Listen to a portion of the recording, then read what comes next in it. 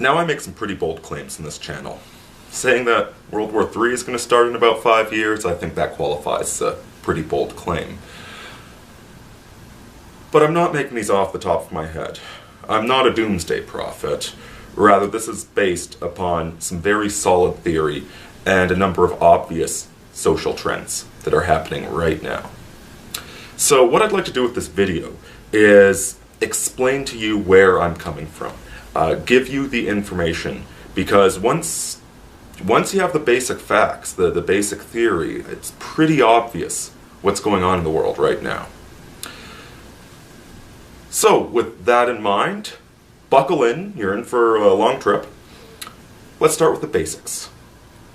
History is a science.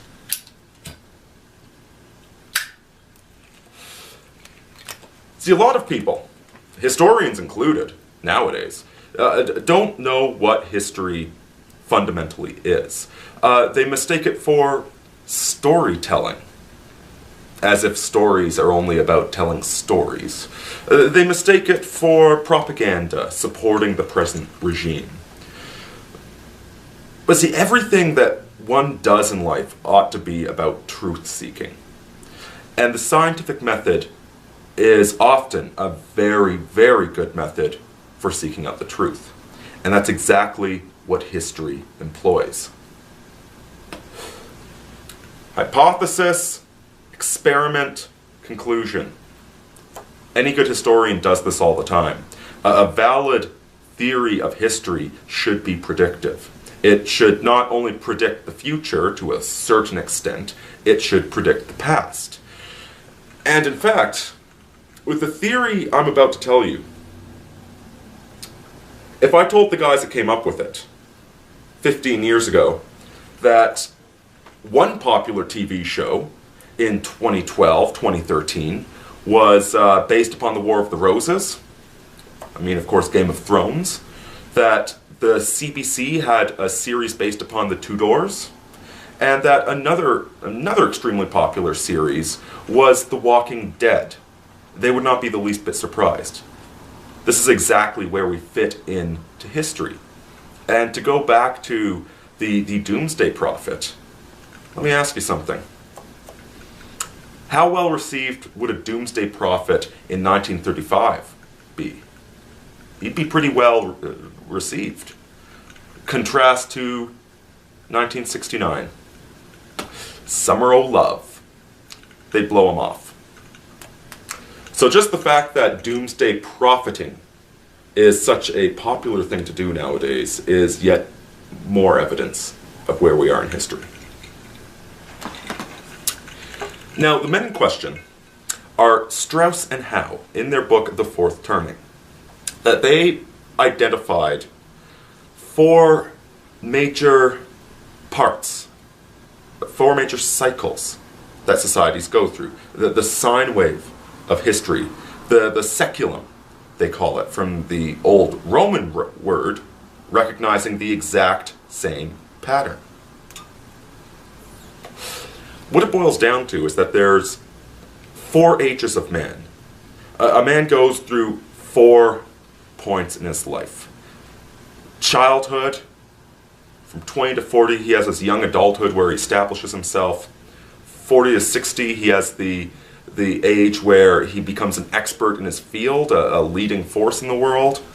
And then 60 to 80, he becomes a wizened elder. This has been true since time immemorial. The average life expectancy, when you take out the medicine, people still live to 85. 100 years, 200, 300. Not as many, but people still live to 85. And so because of this 4-part life cycle, you wind up getting a 4-part cycle in history. So let's go through these one by one. The first part of the seculum, high summer, if you want, is the high. It is the period. Think about Romulus and Remus after winning their wives and establishing Rome.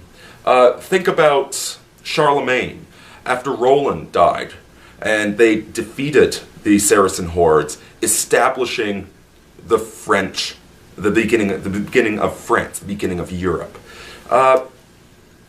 Think about World War II. Coming home and establishing the Great Society. This is the high.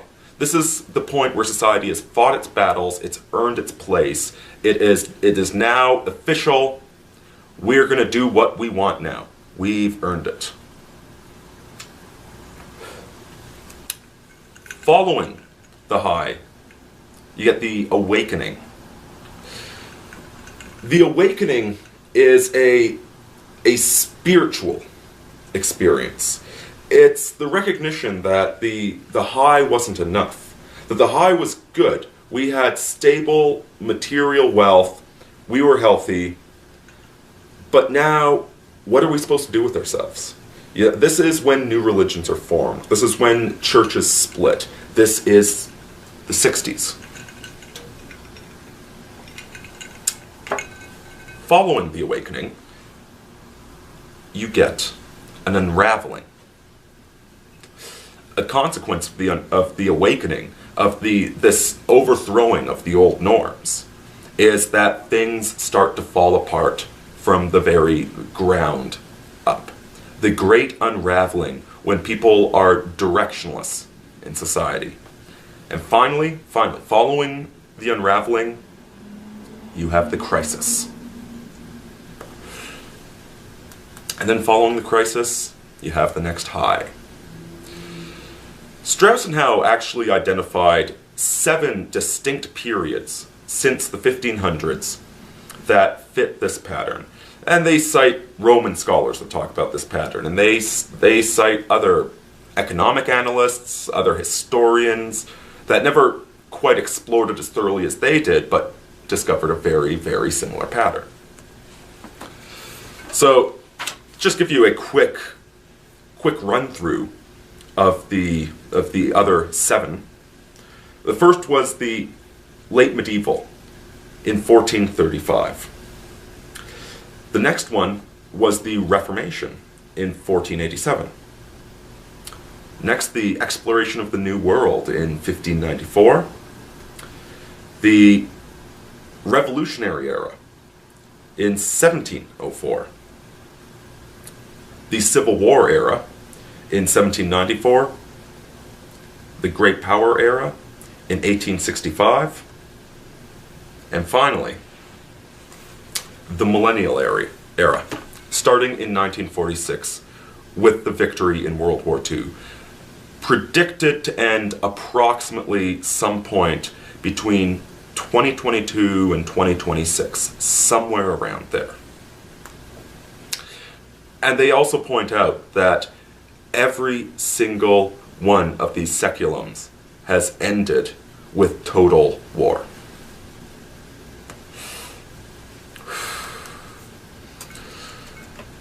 So, to go a bit more into this, where should I start? Let's do the 4 generations that appear. Now let's start with the GI generation, because we all know the GI generation. These are the heroes that are born, the heroes that won World War II, that became the leaders during the 50s, that organized this great society. They are extremely disciplined. They work together as a team. They tend to be a little bit black-white in their thinking, and they organize well. They want leadership. This is also the same group that formed the Hitler Youth, incidentally. Following the hero generation, you have the artist generation. These are the ones you don't notice. These are the ones that, in the 1960s, were doing what they were supposed to. They were overprotected as children, and they just live life the way they're supposed to. They're very compassionate. They're not extremely active. They're the middle ground between the extremely obedient hero generation and the prophet generation that comes next. The prophet generation, who are raised who are raised by the hero generation, remember? So you have the hero parents, and you have in the middle, in their 20s, 30s, you have the artist generation establishing themselves as young adults. The children coming out are from the hero generation. So as the hero generation gets older, after winning their wars, winning their battles, they're extremely stiff upper lip. They're extremely square. And so you get the prophet generation reacting against the heroes and demanding new spiritual realities. The 60s. And then what you get next, the nomad generation. The generation, while the artists were overprotected as children, the nomads are underprotected. The nomads grow up in a broken society. Think cowboys. Think the Ronin, the errant knight. These are the nomads, disaffected and considered uncultured by their elders. They're thrown into a world without any society to support them. This is Generation X. And then following the nomads, you get another hero generation, which is going to be a major focus later on in this video. So now, let's look at history. You've got the basic principles right now. So you have the four eras. You have the high, you have the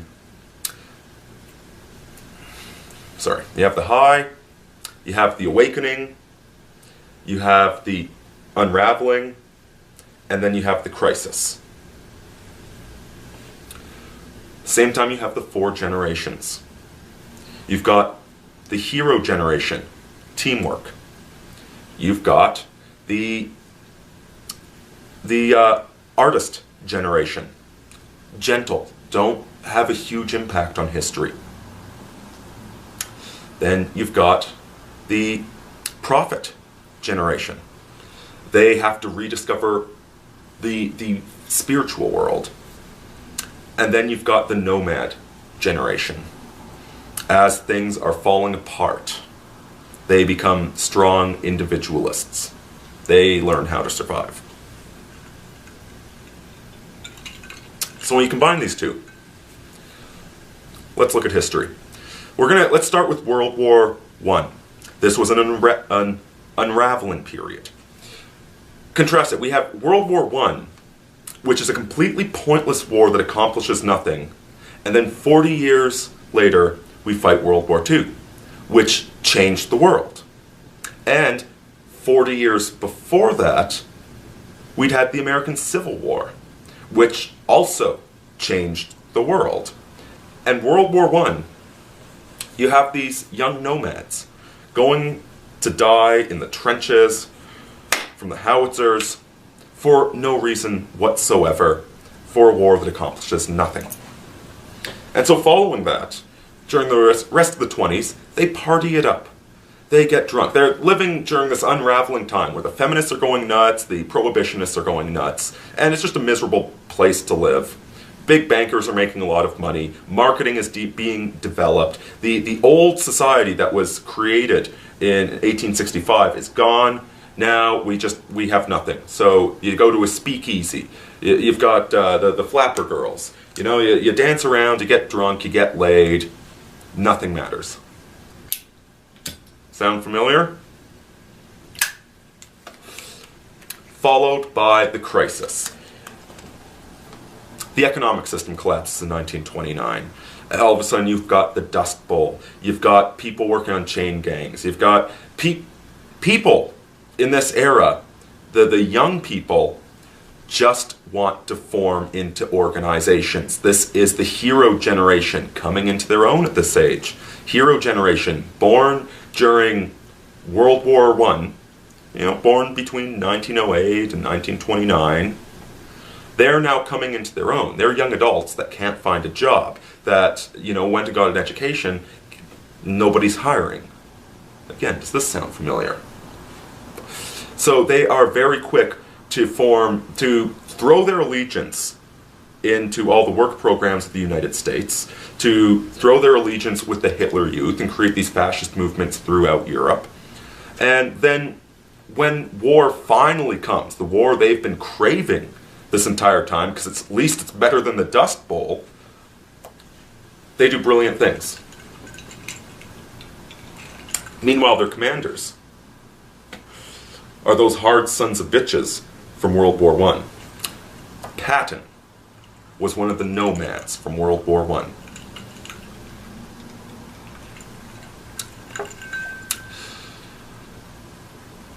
And while all this is going on, while World War I is going on, the silent generation is being born. Overprotected. These parents during the 1930s, the few that can actually afford to have kids, overprotect their kids. You actually have a drop in the birth rate. And there's some very interesting things there about the stereotype of the Jewish lawyer actually comes from this period, because there were so few children born during the 1930s that as those children grew up, particularly in the 50s, when there was more money and they could be properly educated, there was a glut of teachers towards the students. There was way more funding for education than was needed. And so all of these Jewish families that had started off as dry cleaners, for the most part back in the 20s, wound up giving birth to a generation of lawyers. Thus, the stereotype of the Jewish lawyer that you get in the 1980s. But that aside. So, the hero generation, the GI generation that were born during the, 1910 to 1930, and they're just the right amount of parented, end up winning World War II, and we've got the Great Society. They're elders at this point. They're the ones in charge. And the silence, the artist generation, the ones that were overprotected in the 30s, just do what they're supposed to. They become a Jewish lawyer eventually. They're the women with the beehive hairdos. They're that stereotypical picture of the 1950s, the one you see in the old Folgers commercials. That's the silent generation. Actually, a funny little thing. The silents, when they start out, the gender differences between the silents are huge. They start off with very strong male roles, very strong female roles, but then as they age, they tend to throw those away and become more ubiquitous. Whereas with the nomads, it's the exact opposite. So the nomads, when they're young, think about grunge, think about punk. When they're young, they tend to all dress the same. There's this rejection of gender norms. But then as the nomads get older, they start to really embrace gender norms.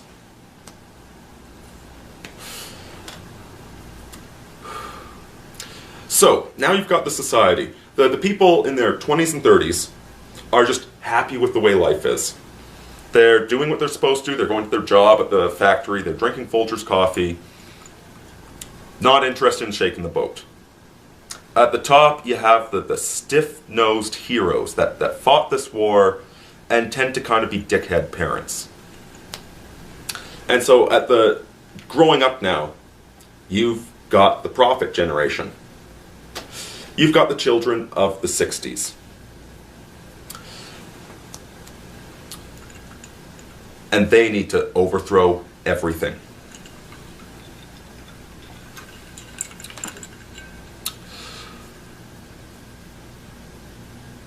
So, now you've got the 60s. There's the cultural revolution all over the bloody world. All of a sudden we're experimenting with different drugs, different forms of religion. And again, this has happened throughout history. You've got the stiff-nosed, the squares running things that are slowly being pushed out of power. And behind them come the silents, who don't really fight against the hippies. The silents, they're too empathic. They just kind of go with the flow. Whatever the hippies want to do, okay, we'll allow them gradually. And then the hippies are giving birth to Generation X. They are irresponsible parents, latchkey kids, they've torn apart society, and so now Generation X is growing up in a world with no culture, no support structure. We become the Ronin wandering the earth. We're actually mostly the children of the silents. It's the silent generation in their 30s and 40s that are raising the Gen X generation. But we're being raised in a world created by the boomers.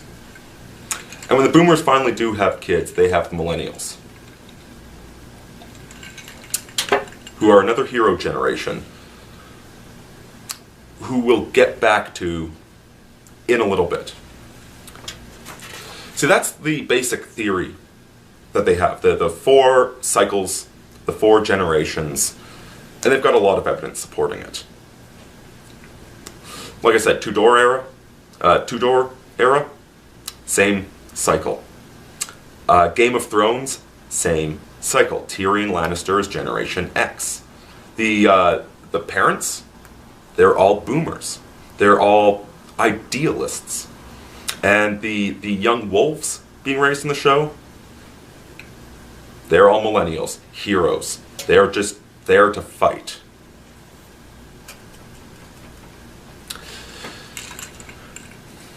But when talking about history, the thing is that there's always unprecedented events that happen. The psychohistory of Harry Seldon in the Foundation novels by Isaac Asimov, it's supposedly this mathematical formula that predicts exactly where history will go. And you can't do that. There are too many wild cards, too many unexpected things that happen. In fact, there's even been a few events that disrupted the 4-stage cycle.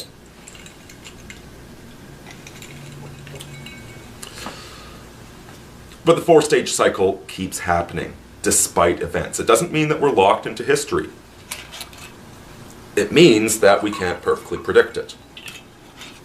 And see, right now, there are 4 major game changers that we need to consider when analyzing history. 4 things that have fundamentally changed the landscape that we're dealing with the very nature of society.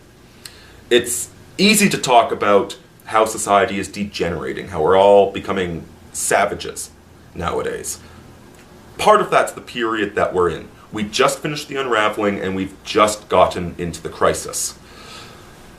And so it's, talking about degeneration is cool and fun and it's the vogue right now. But then there's other effects. There are technological effects that are fundamentally changing the nature of society. So let's look at these. First of all, don't blame feminists for the current sexual marketplace. Blame antibiotics. Feminists in particular are these aging baby boomer the Egyptian mummies. And they've been locked up in safe little cages. They don't really leave the ivory tower bubble. And okay, they reach out occasionally and touch a young woman taking a women's studies class, infects her with mummy rot. But they're dead, they're old, they're not influential. Fighting against feminists is, unless you're just sparring for fun, it's pretty pointless. See, what really led to the modern sexual marketplace is antibiotics. The fact that STDs are curable nowadays. Like, they're the worst thing you're going to have to do if you get an STD is have an uncomfortable diagnostic process, but you can get cured easily. So this is what allowed the culture of free sex to arise. Feminists are feminism could not have created a free sex environment without antibiotics. So, if you're going to blame it on something, blame it on the antibiotics. Related to that, very much related to the antibiotics, is how thoroughly our medical technology extends life nowadays. I don't have any major hypotheses about this, but I think it's self-evident that 200 years ago, most people didn't live to the age of 80. Nowadays, just about everybody does, and that has changed things. These sarcastic comments you hear about voters down in Florida, the old people just voting for more Medicare to have another 3 months of life at the expense of their children. And the fact that 100, 200, 300 years ago, a lot of children died after childbirth. Whereas nowadays we can keep people with the most depressing and sad genetic mutations alive for their entire lives. There was still selective pressure 100 years ago, 200 years ago. Nowadays, everybody lives to old age. It used to be that if you were an idiot, you usually died before you got to old age. That the seniors were actually pretty tough sons of bitches, people that you respected, people that you looked up to, people with some wisdom to impart. Nowadays, every idiot survives until old age, and they all vote. This, again, is having some sort of major effect on society. I'm not entirely sure what, but it's pretty obvious that there's an effect from it. What else? The internet. Well, of course, the internet. Let's talk about exactly how it's influencing things. First, there's the ubiquitous porn. We've always been a very horny species, okay? Like, there's always been lots of weird sex. Right now, we're going through a phase where the millennials they're coming into their own, and they're reacting extremely hard against the porn, which I'll get back to.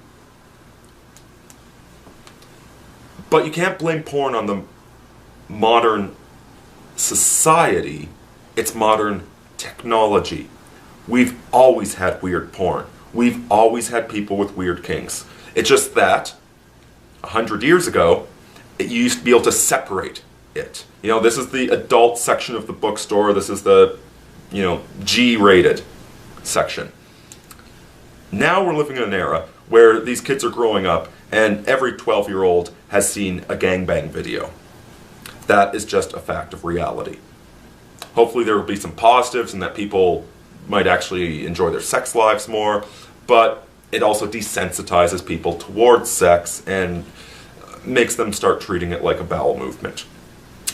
Complex issue, easy to be reactionary against, but the universe doesn't care how reactionary you are. The internet is a fact, internet porn is a fact, it's here to stay, and it's affecting how we mate, how we form relationships with one another. The next big effect from the internet is freedom of speech. And I don't mean freedom of speech as in the fundamental French revolutionary human right. I mean freedom of speech as a social good. You see, there's a lot of things being figured out nowadays on the internet. People talking to each other across vast distances. People that have a piece of the puzzle, but not the entire thing. Getting together and putting together these pieces. During the fall of Rome, there were plenty of people that had pieces, but they couldn't communicate. They didn't even have the printing press back then. Nowadays, we can communicate globally. And this is having some very, very interesting effects. And some of these effects, I do have my hypotheses about what these are going to do.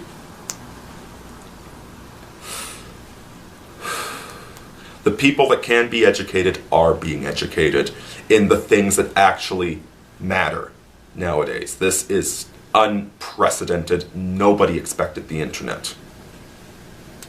And again, just to go back to that generational thing again, see, this opinion that I'm advocating about the internet is very much a baby boomer, is very much a prophet type of opinion on it. Because of course the guys that invented the internet were from the prophet generation. Now, how are the millennials starting to look at it, the hero generation? A lot of them are beginning to see future tyranny in the internet, the constant tracking of technology. Let's rewind to cars. In the 1920s, cars were viewed as a bad thing because it would give the elites the ability to drive all over the country, while poor people were stuck using horses. 40 years later, cars are viewed as a wonderful social thing because everybody has them. And then again, 40 years later, cars start to be viewed as an elite gas guzzler thing again. That constant cycle. So we're seeing the other half of the internet, that yes, it can be used to enforce the police state. And one more effect of the internet is the globalization of certain industries. The computer programmers saw this happen to them, that their industry just got destroyed by the internet because you can go anywhere to computer program. Location independence it's not quite here yet. A few industries are feeling it. If you're a programmer, you felt it. If you've tried to do any freelance writing, you felt it. Used to be, if you go, can't recall the name, the Hunter S. Thompson movie that came out a year ago. To have a writer for a newspaper, you had to pay enough for him to live in that city. Nowadays, the bottom's dropped out because a writer can live anywhere. This is going to become more common. People commuting from home. We haven't figured out a good culture how to run it just yet. This is why Yahoo canceled their program to let people work at home. Because the people working at home were slacking off and killing the morale of the people at the office actually working. But it will come eventually.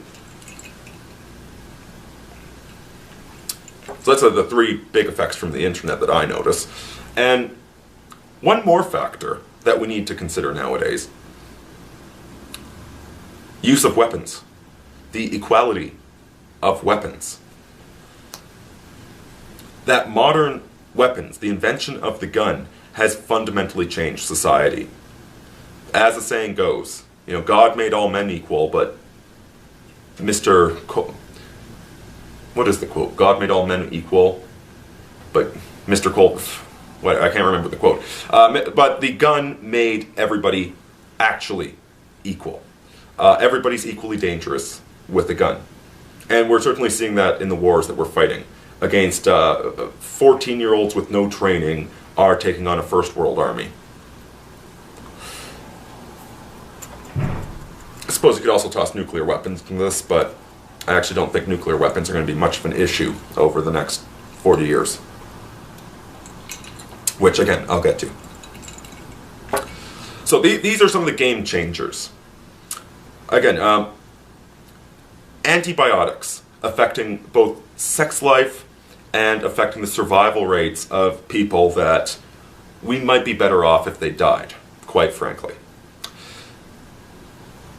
We've got the internet with its free porn, with its free speech, and with its freedom of movement, its location independence, and we've got weapons that make us all equal, that make it much, much harder to be a totalitarian.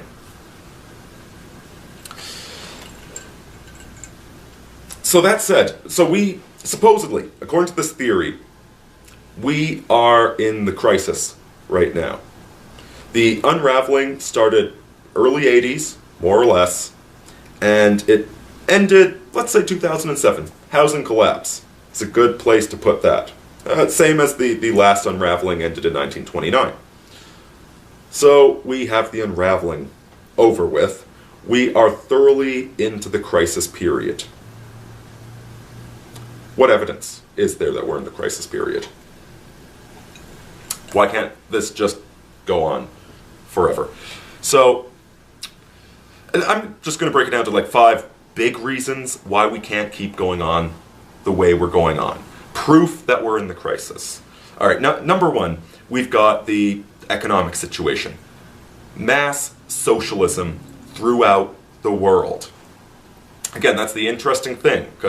Probably an effect of European colonialization, but everywhere in the world is dealing with these issues. Not just the US, not just Europe, but Singapore, China, Middle East are all running into very, very similar problems. The proximate cause is sometimes different. Sometimes the drop in birth rate is not because of feminism, it's because of X, but the birth rates are dropping. There's a disconnect, there's all of these problems. So yes, socialism is the first one. Right now we are borrowing from Peter to pay Paul. This can't go on. It's a house of cards. It's going to collapse eventually. Next, okay, we've got the corporate work environment and consumerism. Our entire work lives are completely messed up. I've talked before about how the modern workplace is designed for women. It artificially feeds all of her short-term needs. It makes her feel like she's part of a tribe, she's appreciated, she's loved. But in the long term, the modern corporate workplace leads to incredible amounts of female misery. And the young kids growing up are going to see that. Auntie Jane, that spent 15 years of her life working for the company and is now embittered and alone and has cats, the millennials are noticing that. All right, 3, the whole sexual market is completely messed up. It's completely degraded into this studs and sluts culture where you work at your stupid office job for 5 days a week, and then Friday, Saturday, you go unload your genitals like they're your bowels. And it's this ugly, hate-filled environment. I think this is actually why a lot of guys want to reject game. Not because game doesn't work, but because they don't want to engage in the slut culture. Which of course you don't. You guys have souls. Missing the point that game is more than just picking up girls at clubs. But yeah, the whole relationship between men and women is broken. This cannot continue. Men and women want to be together. We were built for each other. So this artificial, hateful relationship can't last. Next, number 4 is multiculturalism. We've had multiculturalism absolutely shoved down our throats, and we are all living in these mixed societies with no proper nationalism, no proper identity, and the simple fact of the matter is that multiculturalism leads to more hatred and more aggression between people. It's eminently provable, it's been studied again and again. Fact of the matter, people like to hang out with people like them. They like to know what the social norms are in their environment. And although the occasional cat and dog can get along really well, if you shove 20 cats and 20 dogs into the same room, it's not going to last. And the 5th one, the 5th thing that can't keep going, is a celebration of the aberrant.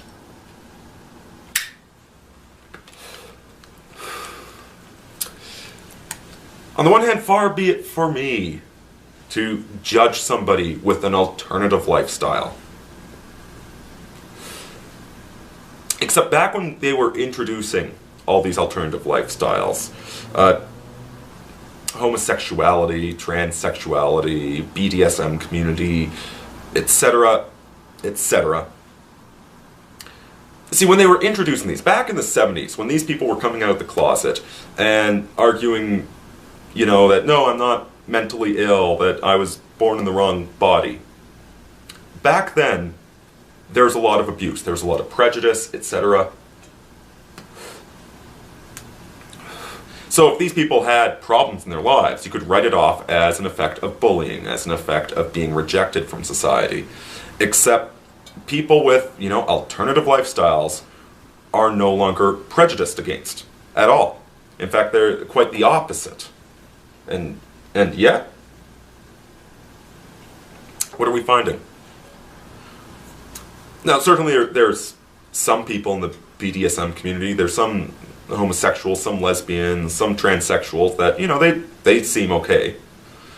But there is a huge, huge majority of these people that suffer major life problems, drug addiction, suicide, constantly in and out of therapy, that it's becoming indefensible to say that you should promote these lifestyles because most of the people in them are extremely unhealthy. So, quick recap of these 5 points.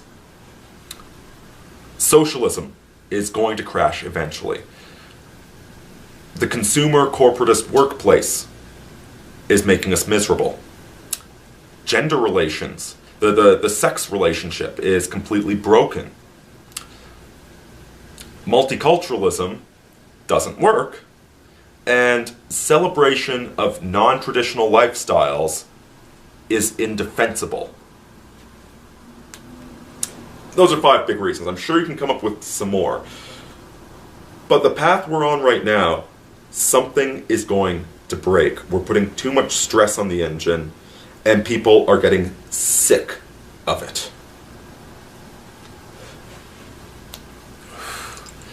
On my last video, I commented that the left has won.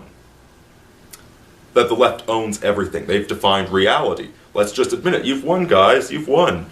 And Joseph Shipman very insightfully pointed out that as soon as you admit that the left has won, that they're on top, that's when you can throw them off. Because the left has won. They own everything. Like every major leftist battle has been won. They're just cleaning up the scraps. And if we realize this, this is why politics is so pointless and cynical. Because the Republicans are just the other half of the Liberal Party. It's the same thing again and again and again.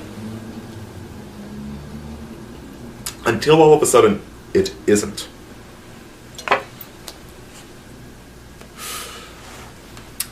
This isn't to say that liberals couldn't keep going. They've won all their victories, all of their battles, but they could keep going. They could go with their drone warfare and their constant surveillance state and their forced equality and their castration of males. You can easily see the Democrat Party creating a complete dystopia with the direction they're going. And yet, whenever you read a dystopian novel, it's always set in the 1950s, isn't it? What is it? The Bergman, the Harold Bergman, something like that. The forced equality in that one, set in the 1950s. You've got married couples at home sitting on their sofas watching television. 1984. Again, it's set in 1950. 1950 with surveillance state technology, but still 1950. You have this productive economic base under everything. This basically solid human relationships that are just beginning to be eroded in the surveillance state. Even Brave New World, the characters largely have attitudes that are 1950s.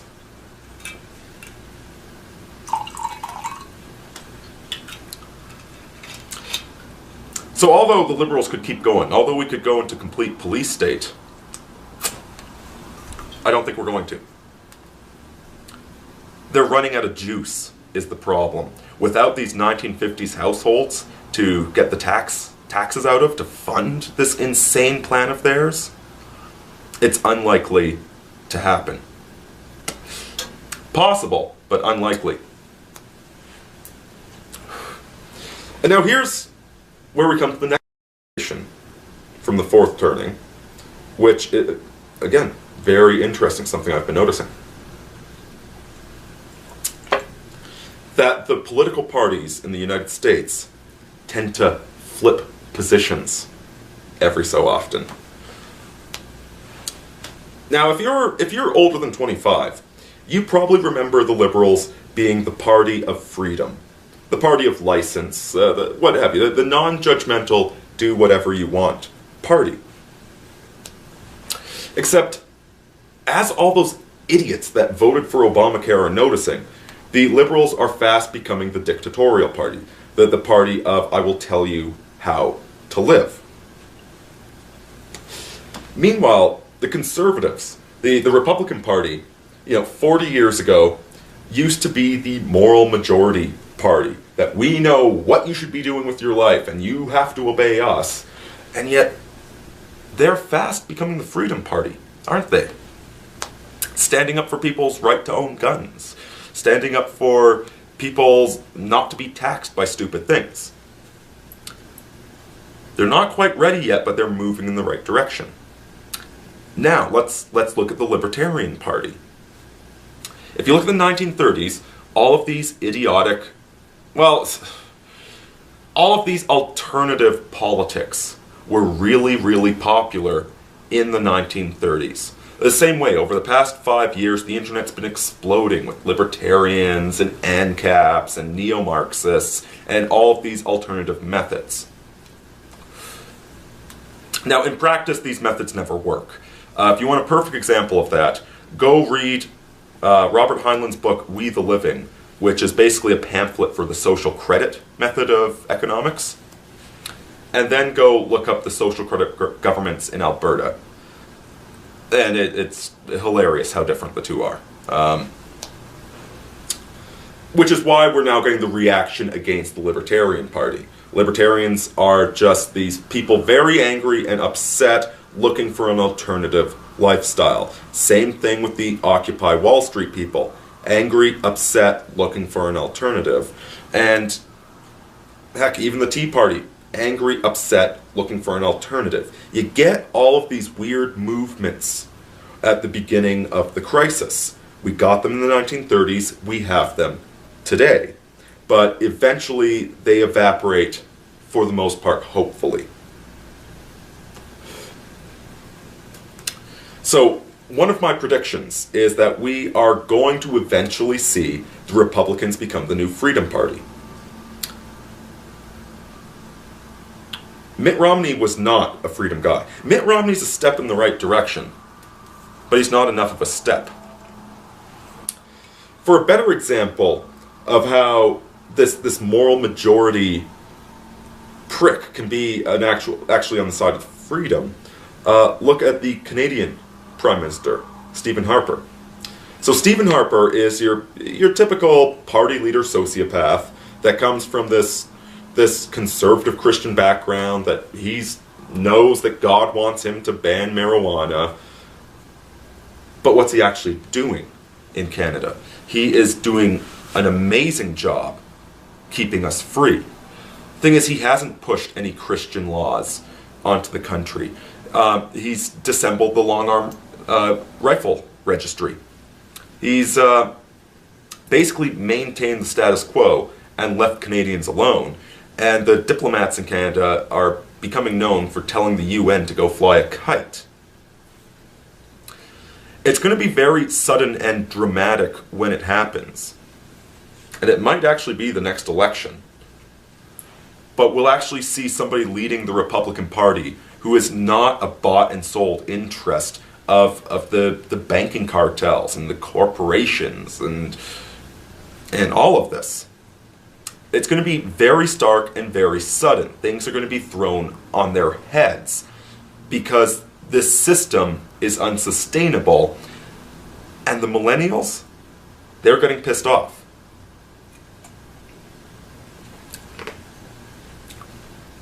Mind you, let's not talk too highly about the millennials. See, part of the hero generation is that the heroes are really seeking agreement, teamwork. They do tend towards militaristic obedience.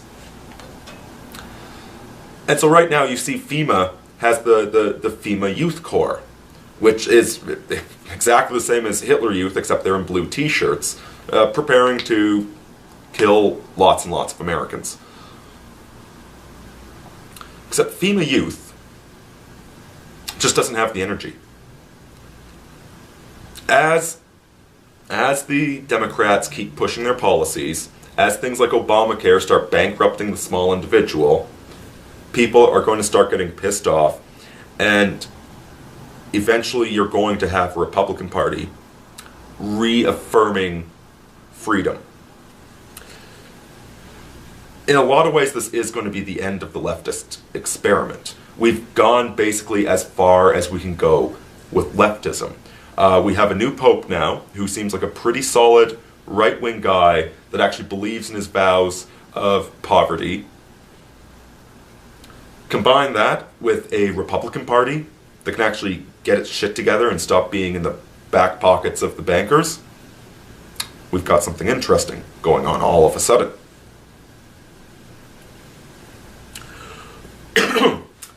But, war. Every other seculum has ended with total war. There are some reasons to think that there won't be total war this time. Not nuclear war, not Mad Max, not a giant fight with China over world domination. We can't really afford world domination anymore. Neither can China. Remember, everybody else in the world is suffering the exact same demographic problems, diversity problems, breeding problems, etc. So China, why won't we go to war with them? First of all, we are too interdependent with them. Their global trade is a very, very important thing, even in basic commodities.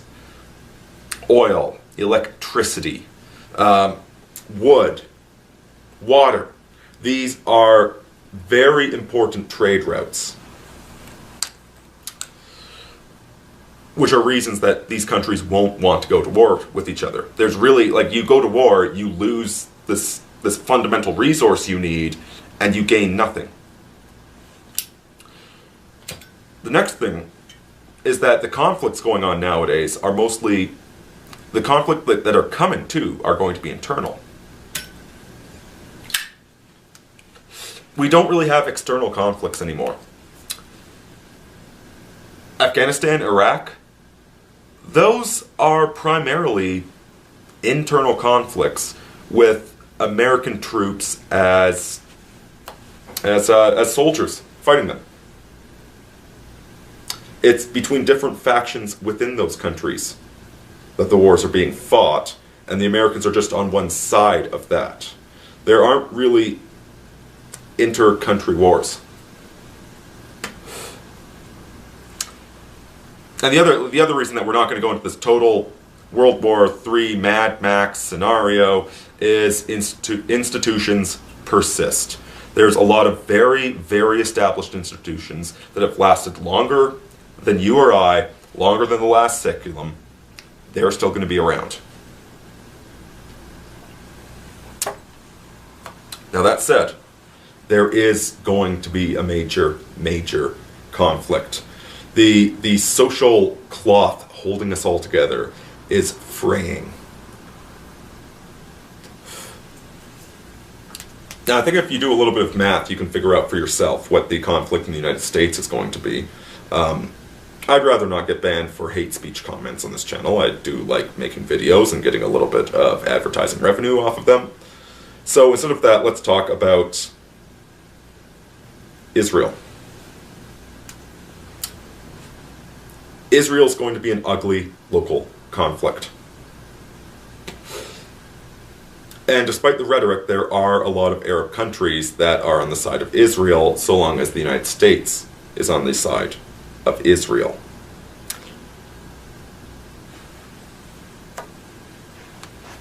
That's the sort of conflict we're looking at. That one might go nuclear. Either Israel's going to dominate the region, or they'll be wiped out. That really is up to Israel to see how it happens. Europe, you might have some wars there as well, but I don't think they're going to go nuclear. And in China, the Southeast Asia theater is going to be its own local conflict. And the United States, again, I think it's pretty obvious what sort of conflict is coming there. And it's going to be extremely bloody and unpleasant and painful.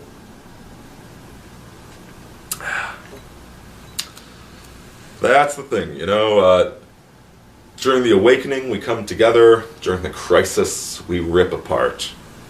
And we came together so hard that the ripping apart is going to be pretty painful. But how is all this going to look when the conflict is done?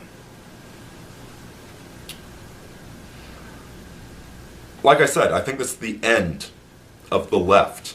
This is the end of the Puritans. I think they've done everything, and they've messed up the world. They've made things ugly now. I think that it's really going to put the nail into their coffin. They'll still be around in a few ways, but they're going to be defanged at this point. What I think it's going to look like is the collapse of Rome minus the 400-year Dark Age. See, Rome didn't collapse immediately, it collapsed gradually.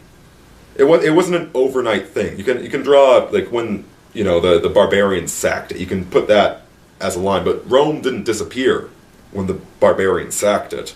Rome is still here today.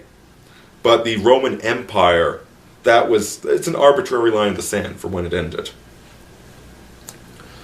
And so I think this is going to be an arbitrary line in the sand for when Pax Americana, the Puritans' Pax, ended. Except we're not going to go into this massive, massive decline until we have another Charlemagne. At least I hope we won't. What we're going to see, first of all, is people retreating to ethnic enclaves.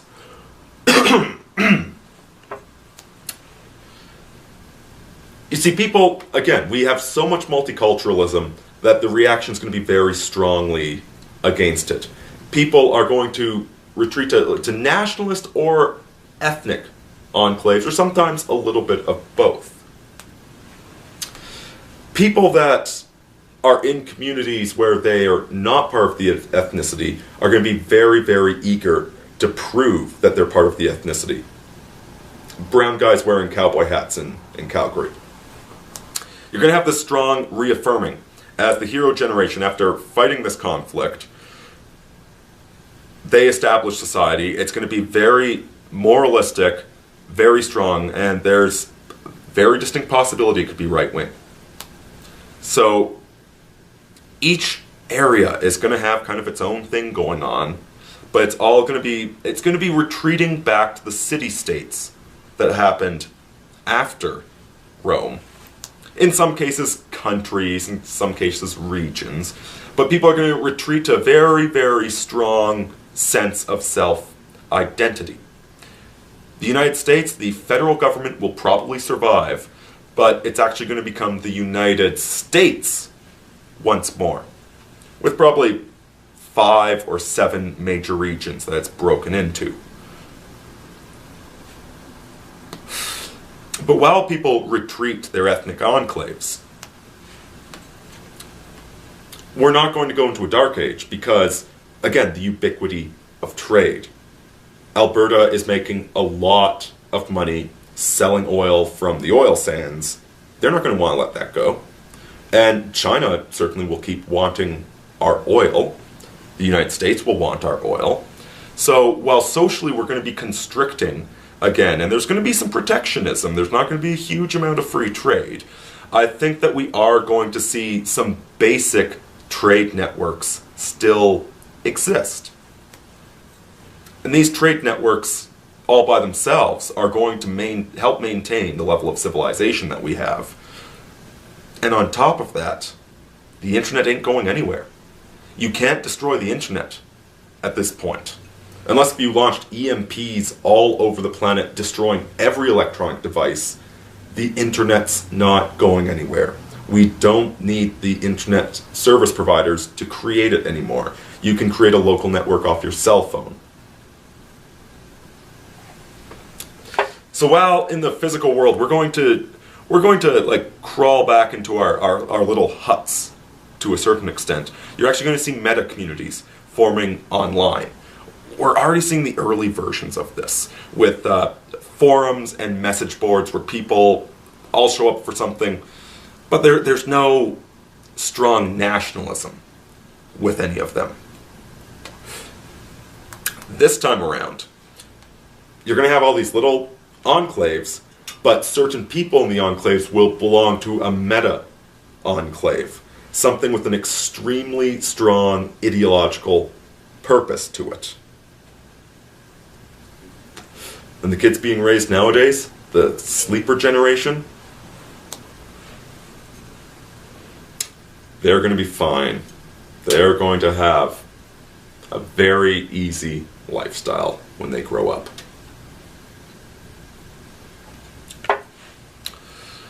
So, all of you that bore with me for this hour-long history lecture, thank you, I appreciate it. This is one way that I can see things going. The conflict, which again, I think you can do the math on that, it's going to be extremely bloody. It's going to be very violent. It's going to be pretty goddamn painful. It's also going to be the event that forges the leaders that create the new Pax Catholic, the universal peace. That's the optimistic way I see things going.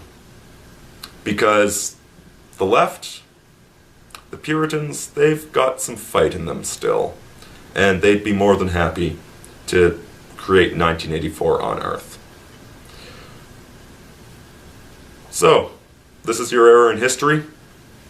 Can't change that. Can't change where you live. Deal with it. Try and make the future better. Aurini out, my brothers.